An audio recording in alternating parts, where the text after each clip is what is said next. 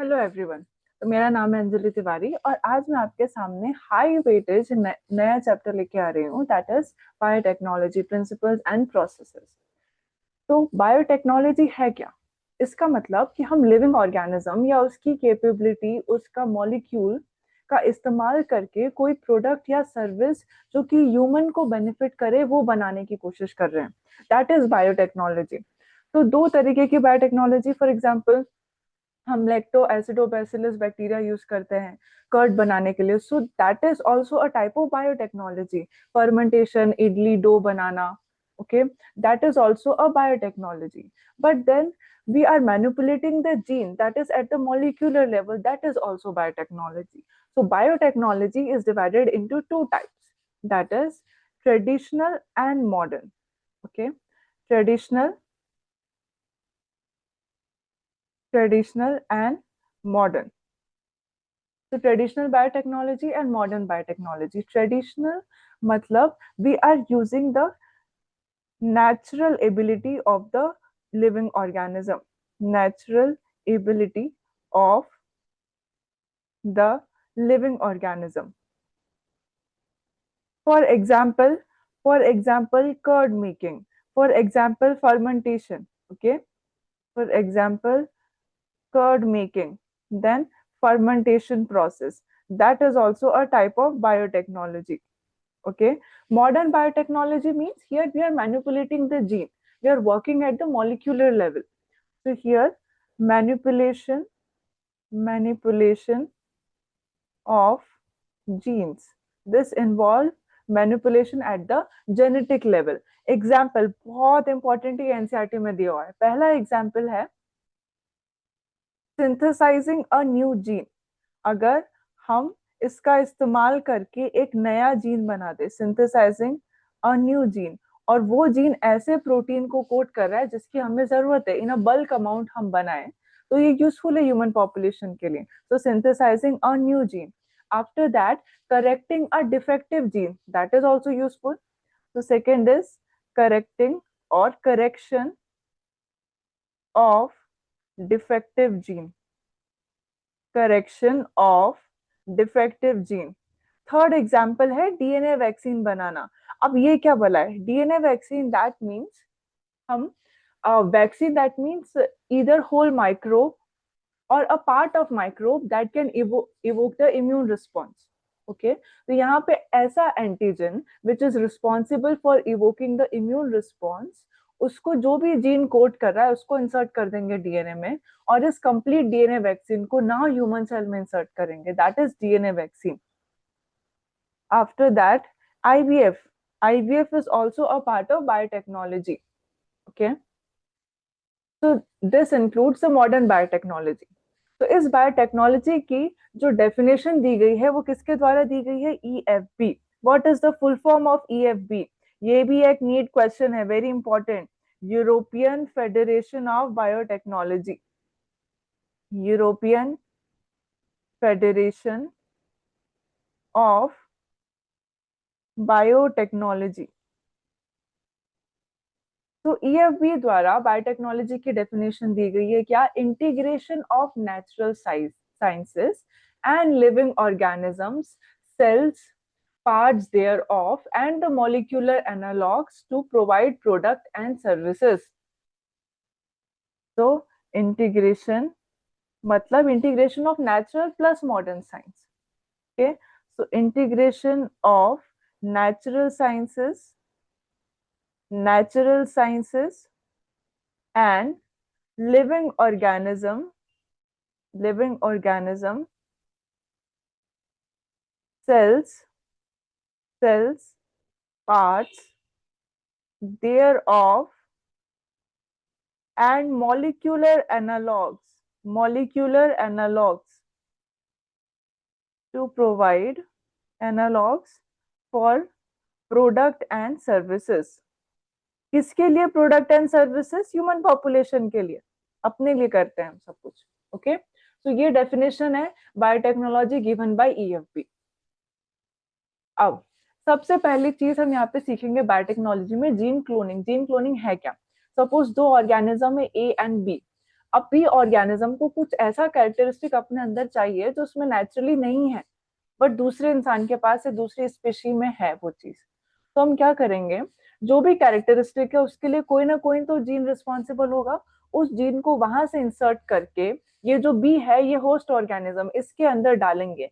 इस तरीके से डालेंगे कि वो जीन अपने आप को एक्सप्रेस करे, ओके, और वो प्रोटीन बन पाए। इसका मतलब हमने इस जीन को होस्ट ऑर्गेनिज्म में क्लोन कर दिया, और हम क्लोन करके, मतलब एज इट इज क्लोन करके उसकी नंबर ऑफ कॉपीज भी बना सकते हैं। देखते हैं कैसे। So now we'll start with gene cloning. Okay, before that, there are two principles of biotechnology. Two principles of biotechnology. क्या है वो दो प्रिंसिपल ऑफ बायोटेक्नोलॉजी? पहला है genetic engineering, means manipulation at the gene level, genetic engineering. और दूसरा है bio process engineering, ये जेनेटिक इंजीनियरिंग के आगे की प्रोसेस है। तो अब जेनेटिक इंजीनियरिंग में क्या है, we are manipulating the gene of the host cell according to our need, ताकि फिनोटाइप भी चेंज हो सके। ओके, वो जेनेटिक इंजीनियरिंग है। अब मान लो हमें कोई प्रोटीन चाहिए लेकिन बल्क में चाहिए, एक होस्ट सेल में डाल के क्या करेंगे?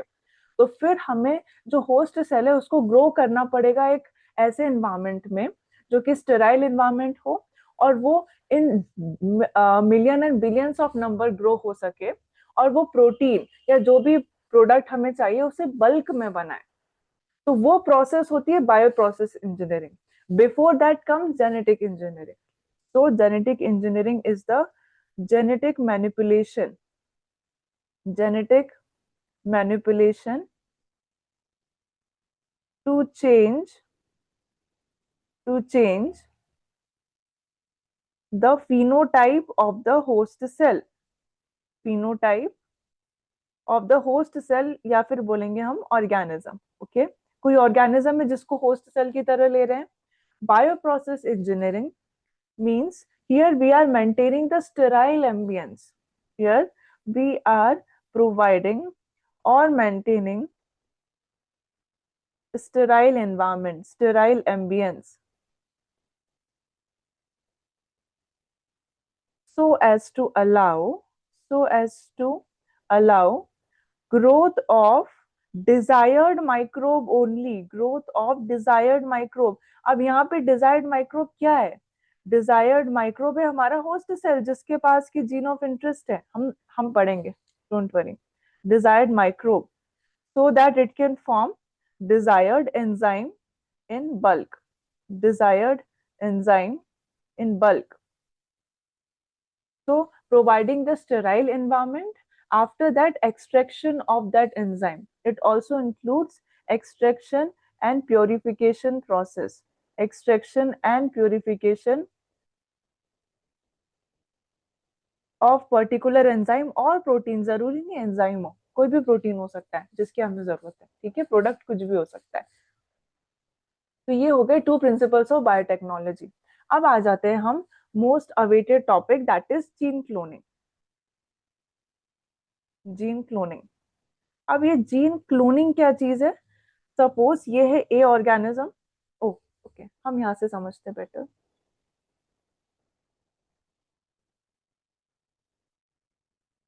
ओके, मैं ऐसे एक्सप्लेन करती हूँ, later on will see that. Okay, तो ये है ए ऑर्गेनिज्म। ओके, इसका डीएनए है, और इस डीएनए में मेरा जीन ऑफ इंटरेस्ट है। जीन ऑफ इंटरेस्ट मतलब इस जीन में मुझे इंटरेस्ट है क्योंकि ये ऐसा प्रोटीन बनाने वाला है जिसकी मुझे जरूरत है, ठीक है। तो इसको हम बोलेंगे जीन ऑफ इंटरेस्ट, या फिर डिजायर्ड जीन, या फिर फॉरेन जीन, सब एक ही चीज है। डिजायर्ड जीन, फॉरेन जीन, ये एक ही चीज है। और जो ये बी ऑर्गेनिज्म है इसको बोलेंगे हम होस्ट सेल, मतलब मुझे इसका फिनोटाइप चेंज करना है, इसके अंदर चीजें डालनी है, ठीक है। ये कुछ भी हो सकता है होस्ट सेल, कोई भी बैक्टीरिया हो सकता है, कुछ भी हो सकता है, ठीक है। अब इसको, इस जीन ऑफ इंटरेस्ट को पहले तो मुझे कट करना पड़ेगा उस कंप्लीट जीनोम से, तो मैंने इसको कट किया। आफ्टर दैट इसको मुझे ट्रांसफर करना है बी से, बी में, दैट इज होस्ट सेल में। या तो मैं डायरेक्ट ट्रांसफर कर दूं, या फिर मैं किसी वेक्टर की मदद से ट्रांसफर करूं। तो दो तरीके के ट्रांसफर होते हैं, that is vector mediated gene transfer and direct transfer. तो सपोज हम यहाँ पे वेक्टर यूज कर रहे हैं, एक टाइप का वेक्टर, वेक्टर मतलब ये ट्रांसफरिंग में मदद करेगा। फॉर एग्जाम्पल मलेरिया में प्लाज्मोडियम की वजह से होता है मलेरिया, लेकिन वो वेक्टर के थ्रू ट्रांसफर होता है। वो वेक्टर कौन है? मच्छर, फीमेल एनोफिलिस। वेक्टर मतलब ये कुछ ट्रांसफर करने में मदद कर रहा है। तो यहाँ पे हमने वेक्टर लिया है हमारा plasmid. Okay, this is the vector. और ये प्लाज्मिड क्या है? Self autonomously replicating, independent of the host cell genome और द सेल जीनोम। तो यहाँ पे हम क्या करेंगे, ये जो फॉरेन जीन है इसको हम डाल देंगे वेक्टर में। तो पहले वेक्टर को बीच से कट करेंगे प्लाज्मिड को, और उसके बाद ये जो फॉरेन जीन है इसको इंसर्ट कर देंगे। जैसे ही मैंने इंसर्ट किया, अब इसमें सिर्फ एक ही डीएनए नहीं है, it consist of DNA from two different sources.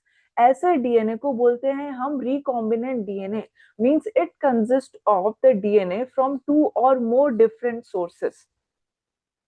तो अब ये बन चुका है रिकॉम्बिनेंट डीएनए या फिर रिकॉम्बिनेंट प्लाज्मिड। Recombinant plasmid.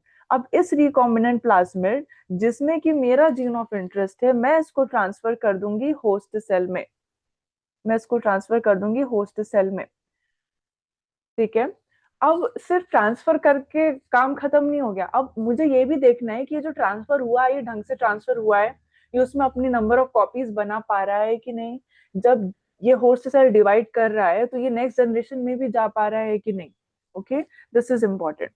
तो अब जब ये बैक्टीरिया या फिर होस्ट सेल, कुछ भी हो सकता है, ये डिवाइड करेगा तो ये नेक्स्ट जनरेशन में भी जाएगा। ठीक है, नेक्स्ट जनरेशन में भी जाएगा और अपनी कॉपीज बनाएगा। अब इसका मतलब क्या है कॉपीज बनाएगा? बेसिकली प्लाज्मिड में हम पढ़ेंगे कि उसमें एक ओरिजिन ऑफ रेप्लिकेशन होता है, और हर ओरिजिन ऑफ रेप्लिकेशन एक particular type of copy number support करता है। इसका मतलब ये, सपोज किसी एक ओरिजिन ऑफ रेप्लिकेशन का कॉपी नंबर है 15, इसका मतलब जब वो होस्ट सेल में जाएगा, किसी भी सेल पे जाएगा, तो वो अपनी 15 कॉपी बना सकता है। ठीक है, डिवाइड होगा तो नेक्स्ट प्रोजेनी में जाएगा और हर एक सेल में अपनी 15 कॉपी बना सकता है। ओके, तो ये था पूरा जीन क्लोनिंग। जीन क्लोनिंग मतलब मैंने अपने जीन ऑफ इंटरेस्ट को होस्ट सेल में डाला, उसको क्लोन भी करवाया। Okay, so gene cloning is cloning of a template DNA. ठीक है, अ टेम्पलेट डीएनए। वो टेम्पलेट डीएनए क्या है? मेरा जीन ऑफ इंटरेस्ट है टेम्पलेट डीएनए। ठीक है, a template of DNA into the host cell, into the host cell. ये है जीन क्लोनिंग, वेरी इंपॉर्टेंट। अब ये जो पूरा प्रोसेस करने में हमें बहुत सारी चीजों की जरूरत पड़ेगी, ये हम बाद में पढ़ेंगे। ओके, तो पहला जो रिकॉम्बिनेंट डीएनए बनाया वो दो साइंटिस्ट ने बनाया, that is Stanley Cohen and Herbert Boyer in 1972। Okay, in 1972 Stanley Cohen Stanley Cohen and Herbert Boyer Herbert Boyer इन्होंने मिलकर रिकॉम्बिनेंट डीएनए बनाया। ओके, उससे पहले हम ये जान लेते हैं कि इन्होंने इंडिपेंडेंटली काम किया हुआ है। इन्होंने इंडिपेंडेंटली क्या काम किया है? हर्बर्ट बॉयर ने रेस्ट्रिक्शन एंजाइम्स पे स्टडी किया है। रेस्ट्रिक्शन एंजाइम पे स्टडी किया है कि वो भी किसके रेस्ट्रिक्शन एंजाइम पे स्टडी किया है? ई कोलाई की, कि ई कोलाई नेचुरली एक रेस्ट्रिक्शन एंजाइम बनाता है जो कि एक स्पेसिफिक सीक्वेंस में कट कर सकते हैं। हम देखेंगे बेसिकली रेस्ट्रिक्शन एंजाइम का यूज किया जाता है वेक्टर और दिस जीन ऑफ इंटरेस्ट को काटने में, ये बीच से काट सकता है, हम देखेंगे। ठीक है, तो हर्बर्ट बॉयर ने independently restriction enzyme of E coli पे स्टडी किया है, उसकी प्रॉपर्टीज पे स्टडी किया है। स्टैनले कोहेन ने प्लाज्मिड पे स्टडी किया है। उन्होंने देखा कि ringlet of DNA they float in the cytoplasm of some bacteria, of the bacteria in some yeast cell. Okay, और he developed a way to isolate this plasmid and then reinsert this back into the cell. Okay, so Stanley Cohen, he studied ringlets, small ringlets of DNA floating into the cell. और small ringlet of DNA मतलब किसकी बात हो रही है? Plasmid की, autonomously replicating DNA की बात हो रही है यहाँ पे. okay? Plasmid and discovered a way to isolate the plasmid, to isolate the plasmid and reinsert it back. Okay? तो दोनों ने इंडिपेंडेंटली स्टडी किया है. एक ने स्टडी किया है ringlets of DNA that is plasmid पे. अब ये कहाँ लिखा है? ये एनसीईआरटी के इंट्रोडक्शन में लिखा हुआ है. बायोटेक का जो ये यूनिट है 2 चैप्टर का, उसके इंट्रोडक्शन में लिखा हुआ है, तो आपको वो भी पढ़ना है, बहुत जरूरी है. इन 1972 अब इन दोनों ने, मतलब ये जो इंडिपेंडेंट स्टडी है ये इन लोगों ने पहले ही कर ली थी 1963 1969. अब दोनों ने मिलके जो काम किया है, पहला जो रिकॉम्बिनेंट डीएनए बना है वो दोनों ने मिलके क्या, इन्होंने क्या किया है, साल्मोनेला टाइफीम्यूरियम जो टाइफाइड कॉज करता है उससे प्लाज्मिड निकाला है. उसको की बोला जाता है नेटिव प्लाज्मिड, बोला जाता है नेटिव प्लाज्मिड. ये नेटिव प्लाज्मिड को एज अ वेक्टर इस्तेमाल किया जाएगा और इस वेक्टर में हमारा जीन ऑफ इंटरेस्ट इंसर्ट किया जाएगा, इसको काट के बीच में से. ये जीन ऑफ इंटरेस्ट क्या है? Antibiotic resistant gene, antibiotic resistant gene. Okay, अब ये जो रिकॉम्बिनेंट प्लाज्मिड बना है, रिकॉम्बिनेंट डीएनए बना है, इसको इंसर्ट कर दिया जाएगा होस्ट सेल में.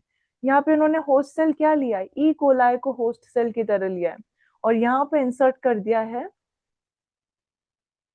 ये रिकॉम्बिनेंट डीएनए. इसका मतलब क्या मैं ये बोल सकती हूँ कि they have cloned antibiotic resistant gene in the E coli? Yes.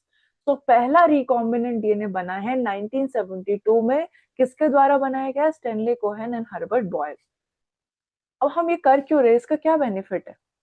तो जनरली जब भी हमें डिजायर्ड कोई भी कैरेक्टरिस्टिक चाहिए होता था तो ट्रेडिशनल हाइब्रिडाइजेशन प्रोसेस किया जाता था कि सपोज काउज में ऐसा मेल लिया जाएगा जो कि मस्कुलर है एंड फीमेल काउ में ऐसी फीमेल काउ ली जाएगी जो ज्यादा मिल्क दे सकती है, मिल्क प्रोडक्शन कर सकती है, and then we will cross them. That is traditional hybridization.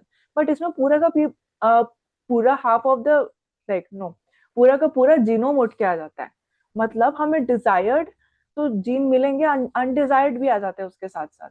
But gene isolation या जीन क्लोनिंग हमें अलाउ करता है that we will isolate only the desired gene only. Okay, we can isolate desired gene and insert it inside the host cell. हम उसी gene के साथ काम करेंगे जो हमें चाहिए, क्यों हम पूरा का पूरा जीनोम उठाएं. ठीक है, so that's how this gene cloning is better over the traditional hybridization. Okay, ये एनसीईआरटी में लिखा हुआ है, एजर्शन रीजन पूछा जा सकता है, बहुत इंपॉर्टेंट है. अब हम आ जाते हैं रिकॉम्बिनेंट डीएनए टेक्नोलॉजी. अब ये जो आपने देखा जीन क्लोनिंग, यही था रिकॉम्बिनेंट डीएनए टेक्नोलॉजी. अब क्या क्या चीजें इस्तेमाल होंगी ये सब करने में?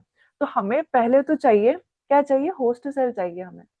ठीक है, हमें जीन ऑफ इंटरेस्ट चाहिए हमारा. आफ्टर दैट ये जो हम काट रहे हैं फिर उसको इसके अंदर जोड़ रहे हैं, इन सब के लिए हमें क्या चाहिए? एंजाइम्स चाहिए. और उसके बाद वेक्टर चाहिए. अगर डायरेक्ट ट्रांसफर है तो वेक्टर नहीं लगेगा, दूसरी चीजों से हो जाएगा. बट इनडायरेक्ट ट्रांसफर है, वेक्टर मीडिएटेड ट्रांसफर है, तब तो वेक्टर लगेगा. तो now tools required for recombinant DNA technology. recombinant DNA technology. अब इसके लिए टूल लगेंगे. पहला लगेगा एंजाइम. ओके, एंजाइम्स के बाद क्लोनिंग वेक्टर. के बाद क्लोनिंग वेक्टर मतलब वेक्टर जो कि हमें ट्रांसफर करने में मदद करे, साथ ही साथ मेनी नंबर ऑफ कॉपीज बनाने में भी मदद करे, इसलिए बोला जाता है cloning vector. After that host चाहिए. और ऐसा होस्ट चाहिए जिसके पास एबिलिटी हो कि वो आउटसाइड डीएनए को ले सके अपने अंदर, क्योंकि जो फॉस्फोलिपिड बायलेयर है वो हाइड्रोफोबिक है। हम जो डीएनए डालेंगे, कोई भी डीएनए होगा, वो क्या होगा, हाइड्रोफिलिक सब्सटेंस है, नेगेटिवली चार्ज है, तो इजीली तो आने नहीं देगा। तो हमें ट्रीटमेंट देना पड़ेगा होस्ट को, उसको कॉम्पिटेंट बनाना पड़ेगा ताकि वो आउटसाइड डीएनए को ले सके, ट्रांसफॉर्मेशन हो सके। अब एंजाइम में भी क्या क्या एंजाइम पढ़ेंगे हम?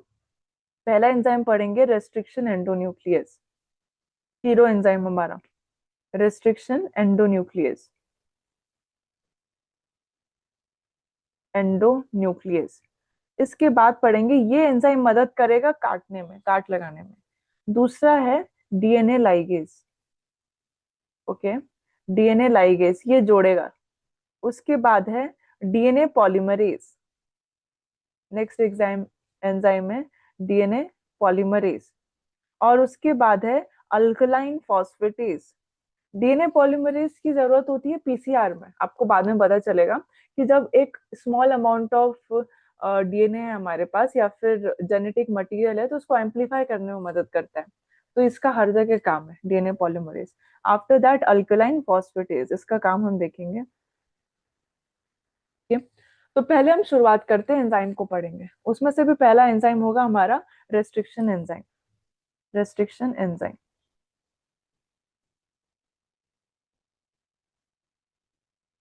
अब रेस्ट्रिक्शन एंजाइम ये दो टाइप का होता है, endonuclease, exonuclease. Restriction exonuclease and endonuclease. अब न्यूक्लियस है दोनों, न्यूक्लियस इसका मतलब क्या है? डीएनए को डाइजेस्ट, सॉरी, जेनेटिक मटेरियल को डाइजेस्ट कर रहे हैं, न्यूक्लियस है। तो nucleus which class of enzyme को बिलोंग करेगा? 6 क्लास होती है, oxido reductase, transferase, hydrolase, okay, then lyase, isomerase, ligase. So it will belong to class 3 enzyme। ऐसे भी पूछा जा सकता है, किसको बिलोंग करेगा? हाइड्रोलेज।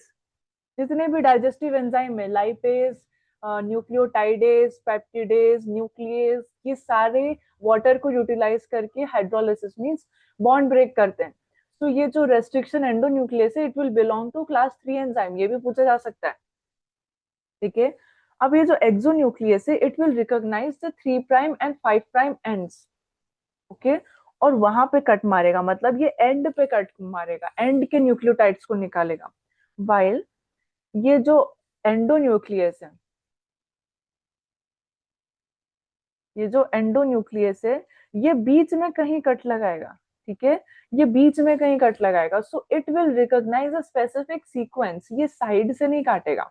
इसका मतलब है जो एक्सोन्यूक्लियस है, जनरली अगर कोई भी प्लाज्मिड हुआ, मतलब सर्कुलर डीएनए है, तो उस पर कट नहीं लगा पाएगा, क्योंकि उसके एंड ही नहीं है। तो वो रिकॉग्नाइज क्या करेगा? 3 प्राइम एंड 5 प्राइम, उसका एंड ही नहीं है, तो वो रिकॉग्नाइज ही नहीं कर पाएगा। तो वो कट नहीं लगा पाएगा, एंडोन्यूक्लियस कट लगा पाएगा। ओके, प्लाज्मिड्स में या सर्कुलर जेनेटिक मटेरियल में। अब ये कट लगाते तो क्या तोड़ते हैं? They will break phosphodiester bond, ये सीधे फॉस्फोडाइस्टर बॉन्ड को अटैक करेंगे। They break phosphodiester bond. इनको मॉलिक्यूलर सिजर या मॉलिक्यूलर नाइव्स भी बोला जाता है, मतलब ये कट करते हैं। जोड़ता कौन है? लाइगेस। तो लाइगेस को बोला जाएगा molecular glue. so this is molecular scissor or knives, molecular scissors or knives, okay, and this will break phosphodiester bond। अब ये आया कहाँ से, कैसे पता चला ये कहाँ पे होता है? तो बेसिकली ये जो रेस्ट्रिक्शन एंडोन्यूक्लियस है, they are naturally made by the prokaryotic bacterias, they are naturally made. तो वो क्यों बनाते हैं? As a defence mechanism. They are naturally found, naturally found in prokaryotes, prokaryotes as defence mechanism. अब defence किससे, किससे बचना है उनको? बैक्टीरियोफेज से बचना है। तो जो भी वायरस इन्फेक्ट करेगा और वो अपना जीनोम इंसर्ट करेगा, तो ये जो रेस्ट्रिक्शन एंडोन्यूक्लियस है, ये उसको काट देंगे, मतलब उसको एक्सप्रेस ही नहीं होने देंगे। बट ये रेस्ट्रिक्शन एंडोन्यूक्लियस उसके खुद के एंजाइम से भी सॉरी उसके खुद के जीनोम से भी तो बाइंड हो सकता है, बैक्टीरिया का खुद का जीनोम भी तो कट कर सकता है, तो इसलिए दो एंजाइम प्रोड्यूस किया जाते हैं. So in 1963, two enzymes were isolated. Two enzymes were isolated from E. coli. कौन से थे ये दो एंजाइम? ये दो एंजाइम थे restriction endonuclease, restriction endonuclease and methylase. ठीक है, तो restriction endonuclease this will cut the bacteriophage genome.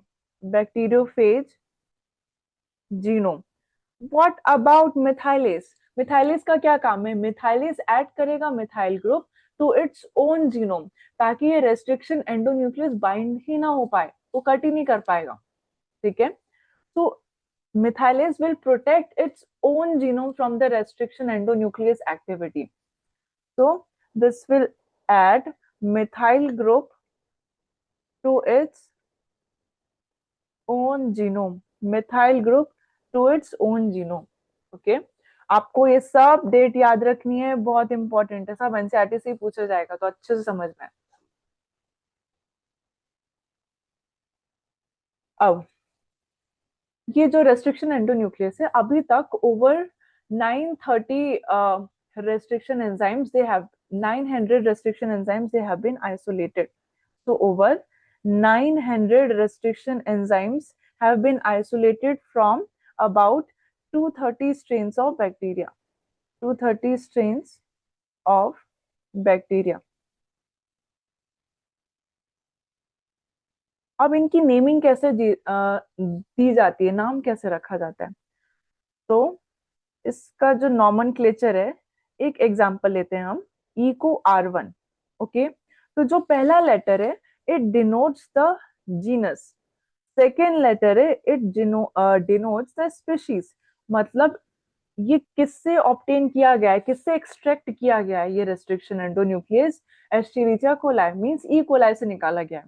After that ये जो फोर्थ लेटर है दिस डिनोट्स द स्ट्रेन, मतलब ई कोलाई के किस स्ट्रेन से एक्सट्रैक्ट किया गया है रेस्ट्रिक्शन एंडोन्यूक्लियस. सो स्ट्रेन है RY13 स्ट्रेन. ओके, और ये जो रोमन नंबर है this denotes the order of isolation.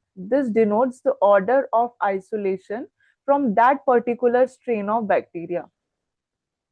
From the particular strain of bacteria. Okay, तो ऐसे नाम रखा गया है, BAMH1 Bacillus amyloliquefaciens, like that. तो जो पहला enzyme restriction enzyme successfully isolate किया गया था वो था फर्स्ट आइसोलेटेड, बहुत इंपॉर्टेंट है, first isolated restriction endonuclease is HindII. Okay, HindII. अब ये किससे आइसोलेट किया गया है? Haemophilus influenzae. Haemophilus influenzae. What is the strain of this bacteria? Strain is RD strain, D strain, you can say that. अब ये कंफ्यूजन आ सकता है कि Roman numeral 2, what does that mean? तो ये हाँ सेकेंड एंजाइम था जो कि आइसोलेट किया गया था. जो फर्स्ट एंजाइम है वो ढंग से आइसोलेट प्योरीफाई नहीं हो पाया और उसका फंक्शन, उसका यूज रिकॉम्बिनेंट डीएनए टेक्नोलॉजी में नहीं था properly, it was not characterised properly. तो HindII को पहला सक्सेसफुली आइसोलेटेड रेस्ट्रिक्शन एंडोन्यूक्लियस माना जाता है. अब रेस्ट्रिक्शन एंडोन्यूक्लियस भी तीन टाइप के होते हैं, टाइप 1, टाइप 2, टाइप 3. तो जो हम यूज करते हैं जनरली जीन क्लोनिंग में दैट इज टाइप 2. जो टाइप 2 है वो रिकॉग्नाइज करता है एक स्पेसिफिक सीक्वेंस और उसमें कट लगाता है. Type 1 1000 base pairs away cut लगाता है. Type 3 20 to 30 base pair away cut लगाता है. ओके, तो जो हम यूज करते हैं वो टाइप 2 यूज करते हैं. तो जब इसको कैरेक्टराइज किया गया, मतलब इसके बारे में पता लगाया गया कि ये क्या क्या काम करता है, तो जो HindII है they have observed that HindII cut the both the strands of DNA at a specific DNA sequence only. Okay, means it is recognizing a specific DNA sequence. तो इस DNA sequence को recognition sequence बोला जाता है, recognition sequence or the restriction site. So Hind2 can identify Hind2 can identify a 6 base pair DNA sequence, 6 base pair DNA sequence, and that is called recognition sequence or restriction site or restriction site, recognition sequence और restriction site. हर type 2 restriction endonuclease के लिए एक recognition sequence या restriction site होता है. ये recognition या restriction site ये 4 to 8 न्यूक्लियोटाइड जितना हो सकता है. Okay, and generally this is always palindromic sequence. Palindromic sequence. What do you mean by palindromic sequence? Means it reads the same if the orientation of reading is kept the same. Means on both the strands of the DNA, it reads the same. Example, EcoR1. EcoR1. अब EcoR1 का जो palindrome sequence होता है, मतलब जहां पे ये cut करता है, वो सीक्वेंस है GAATTC. ओके, सेकेंड स्ट्रैंड में भी यही सीक्वेंस है. So 5 prime to 3 prime, both the strands, it reads same. This is called palindrome sequence. Okay, so ये क्लासिक एग्जांपल है EcoR1 का. और ये कहाँ पे कट करता है? ये अपर एंड में G और A के बीच कट करता है, लोअर एंड में भी G और A के बीच कट करता है. मीन्स सारे restriction endonuclease both the strands में किसी 2 बेसेस के बीच में कट लगाते हैं. वो 2 बेसेस सेम होते हैं हमेशा. ओके, अब वो जो 2 बेसिस है जहां पे कट लगाता है, वो सेंटर में भी कट लगा सकता है रेस्ट्रिक्शन एंडोन्यूक्लियस के, या फिर रेस्ट्रिक्शन एंडोन्यूक्लियस से दूर भी कट लगा सकता है. ठीक है, तो on the basis of mode of cutting it produces 2 types of ends. Okay, 2 types of ends on the basis of mode of cutting.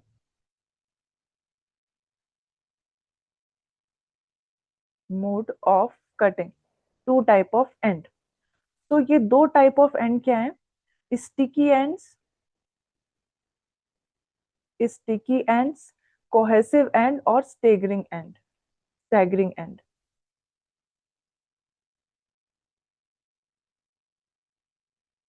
And another end is blunt end. Now what does this mean? Sticky ends, that means it is cutting away from the center.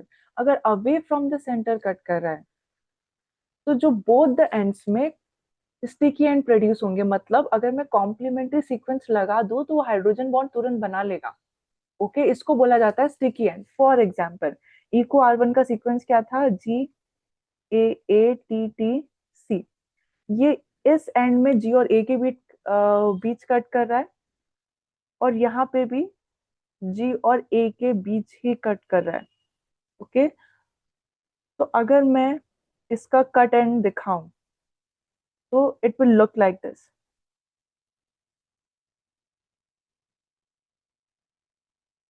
And here CTTAA. So now both the ends here, they have the capability to make the hydrogen bond. That's why they are called sticky ends. So if the DNA ligase will act upon the sticky ends, so it will help in the activity of DNA ligase. अगर मैं complementary basis provide कर दूं तो ये easily hydrogen bond बना लेंगे, तो DNA ligase का काम आसान हो जाएगा. इस टाइप के एंड्स को स्टिकी एंड्स बोलते हैं. मतलब they are overhanging stretches of the nucleotides. What about blunt end? Blunt end बीच में कट कर देता है, तो एज सच कोई ओवरहैंगिंग स्ट्रेचेस बनते ही नहीं है. फॉर एग्जाम्पल GGCC, और यहाँ पे वेट GGG एंड CC. तो अगर यहाँ पे बीच में कट किया, so there is no overhanging stretches. So this kind of ends are called blunt end. Now you need to remember the example which all restriction endonuclease form the sticky ends. So example is eco R1, उसके बाद BAMH1, मतलब जितने भी याद है सब almost यही है, eco R1, BAMH1, PST1, HIND3। Okay, blunt and कौन बनाता है, तो ये आपको याद रखना है, mainly HIND2, the first isolated restriction endonuclease, it makes the blunt and, और उसका रेस्ट्रिक्शन एंजाइम होता है 6 बेस पेयर का। आफ्टर दैट अब हम कट कर रहे हैं, किसको कट कर रहे हैं, फॉरेन जीन को, फॉरेन जीन या जीन ऑफ इंटरेस्ट को कट कर रहे हैं। अब ये जो जीन है ये पार्ट है किसी डीएनए का, तो उस डीएनए में से हमें इस जीन को निकालना पड़ेगा। वही वेक्टर को भी सेम रेस्ट्रिक्शन एंडोन्यूक्लियस से कट करना पड़ेगा। क्यों? क्योंकि अगर सेम स्टिकी एंड्स प्रोड्यूस होंगे तभी तो वो कॉम्प्लीमेंट्री बेस पेयरिंग बना सकते हैं। So we have to cut both vector as well as the gene of interest with the same restriction endonuclease to form the recombinant DNA. Very, very important. Now we look at the NCERT diagram. So this is the vector DNA. Okay. अब इसको हम eco R1 से restriction endonuclease इस्तेमाल करके काट रहे हैं, तो ये तो निकल जाएगा ये एंड, और यहाँ से ये एंड भी निकल जाएगा। तो अब ये स्टिकी एंड्स बने दो, ओके, और ये दोनों ही कॉम्प्लीमेंट्री है एक दूसरे के। तो अगर मैं डीएनए लाइगेज ऐड करूं यहाँ पे, तो ये दोनों को काट देगा ढंग से, हाँ है ना, तो ये रिकॉम्बिनेंट बना लेगा। सो until and unless we are not cutting, until and unless we are not cutting both the vector and the vector DNA with the same restriction endonuclease, recombinant plasmid or DNA cannot be formed. Now we'll come to the second enzyme. This second enzyme is DNA ligase. Okay, DNA ligase. So restriction endonuclease was the molecular scissor. This is molecular glue. So this is molecular glue. तो वो phosphodiester bond काट रहा था, ये phosphodiester bond जोड़ेगा, so it will form the phosphodiester bond. Phosphodiester bond. After that, third enzyme we have to study, that is the DNA polymerase. So DNA polymerase, it helps in extending or replication of the DNA. Okay. After that, fourth enzyme is the alkaline phosphatase. अब ये NCERT में भी नहीं है, इसका काम क्या है, तो मैंने बोला कि जो वेक्टर है हम उसको बीच से काट रहे हैं।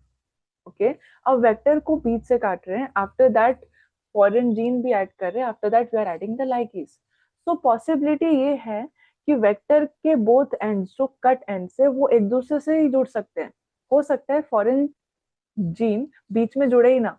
So this alkaline phosphatase, it will prevent the self ligation in the vector. This will prevent self ligation of vector. Self ligation of vector plasmid. Self ligation of vector plasmid. अब यहाँ पे हम इसका होल प्रोसेस देखते हैं। तो first ये है पूरा जीन, जीन कहाँ पे, किसी भी ऑर्गेनिज्म में, किसी भी स्पीशीज में। ओके, इसका एक पार्ट है जिसमें मुझे इंटरेस्ट है, वो जीन मुझे निकालना है। तो मैंने सेम रेस्ट्रिक्शन एंडोन्यूक्लियस से इस फॉरेन जीन को कट किया और वेक्टर डीएनए को भी कट किया। अब ये जो जीन ऑफ इंटरेस्ट था इसको इंसर्ट किया कहाँ पे, वेक्टर डीएनए में, और ये बन गया रिकॉम्बिनेंट प्लाज्मिड। ठीक है, रिकॉम्बिनेंट प्लाज्मिड। अब जो मैं बोल रही थी कि अल्कलाइन फॉस्फेटेज, पॉसिबिलिटी ये है कि जो बोथ कट एंड से, हो सकता है वो खुद से ही जुड़ जाए और फॉरेन जीन आ ही ना पाए, तो उसके लिए हम अल्कलाइन फॉस्फेटेज यूज कर रहे हैं। अब इस रिकॉम्बिनेंट प्लाज्मिड को, जिसमें कि मेरा जीन ऑफ इंटरेस्ट है, मुझे इंसर्ट करवाना है किसमें, होस्ट सेल में। मैं चाहती हूँ होस्ट सेल में ये एक्सप्रेस करे अपने आप को. So this process is called transformation. What is transformation? When a bacterial cell takes up exogenous DNA and it leads to change in the phenotype of the bacterial cell. This is called transformation. And the bacteria which has undergone this process is called the transformant. Okay. So this is the transformation. अब इसके अंदर मेरा gene of interest चला गया, ये divide होगा तो next progeny sales में भी चला जाएगा. So this whole process is the recombinant DNA technology. Now next, we will start studying the cloning vector in the next class.